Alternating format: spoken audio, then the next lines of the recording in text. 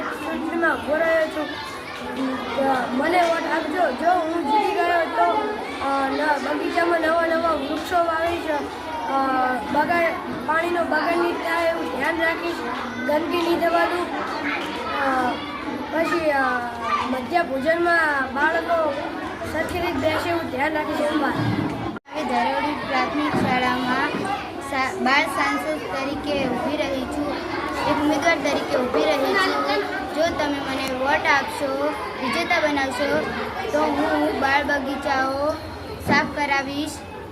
બાળકો જ્યાં ત્યાં કચરો ના નાખે તે માટે હું કચરાનો નિકાલ કરાવીશ. આવી બધી બાબતો હું ધ્યાન રાખીશ. બોલો.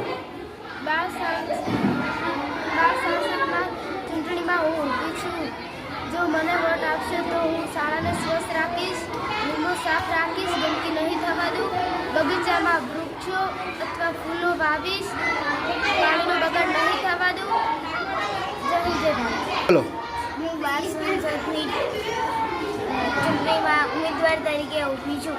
હું જીતી ગઈ તો હું શાળાને સ્વચ્છ રાખીશ, પાણીનો બગાડ નહીં કરવા દઉં, મધ્યાહન ભોજનમાં બાળકોને હોલમાં બેસાડીશ.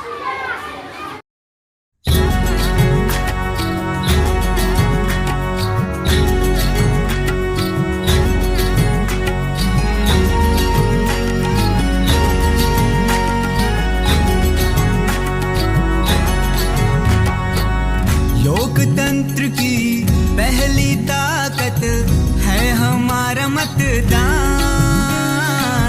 जिम्मेदार यहाँ हर नागरिक की यही तो है पहचान। अपने विवेक से उसे ही चुनोगे जिसमें ना हो कोई खोट, तभी तो बढ़ेगा ये देवास हमारा बिना कोई रोक टोक।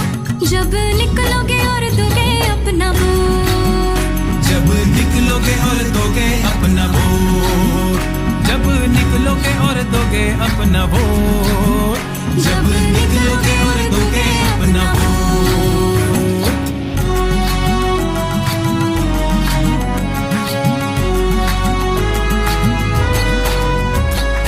महिला पुरुष वृद्ध युवा सबका ये कर्तव्य है, आपका मतदाता होना आपका अधिकार है। महिला पुरुष वृद्ध युवा सबका ये कर्तव्य है, आपका मतदाता होना आपका अधिकार है। योग्य हो सरकार हमारी यही हमारी सोच, योग्य हो सरकार हमारी यही हमारी सोच। जागरूकता मतदान की होगी चारों ओर, जब निकलोगे और दोगे अपना वोट, जब निकलोगे और दोगे अपना वोट, जब निकलोगे और दोगे अपना वोट, जब निकलोगे और दोगे अपना वोट, जब निकलोगे और दोगे अपना वोट, जब निकलोगे और दो।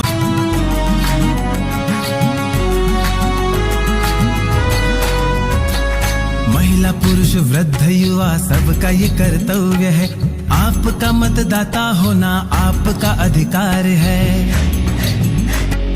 महिला पुरुष वृद्ध युवा सबका ये कर्तव्य है, आपका मतदाता होना आपका अधिकार है। योग्य हो सरकार हमारी यही हमारी सोच, योग्य।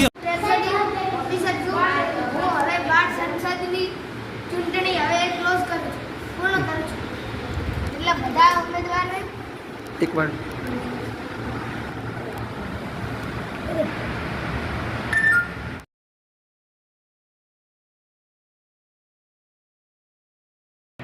મારા સપોર્ટર તથા મારા મતદારો તેમણે મને મત આપ્યો ત્યારે હું ખૂબ ખૂબ આભાર માનું છું.